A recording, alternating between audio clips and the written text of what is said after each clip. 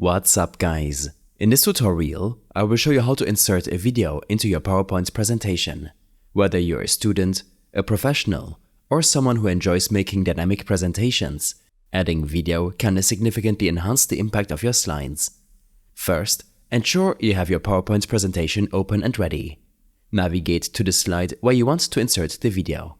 Once there, go to the Insert tab on the top of the menu bar. In the Insert tab, you'll see an option for video.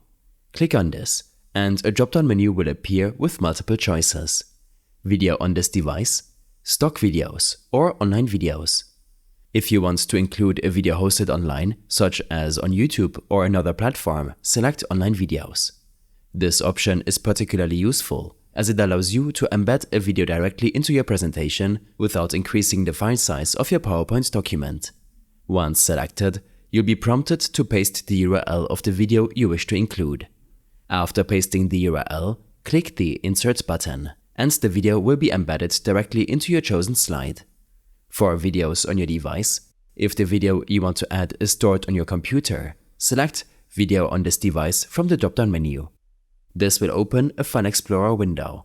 Navigate to the location of your video file, select it, and click Insert. The video will then be placed on your slide. Once the video is inserted, you can move and resize it according to your preferences. Click and drag the video to position it, and use the corner handles to adjust its size. If you want to further customize the video's appearance, you can use the Video Format tab that appears once the video is selected. This tab offers options like adding borders, applying visual effects, and more.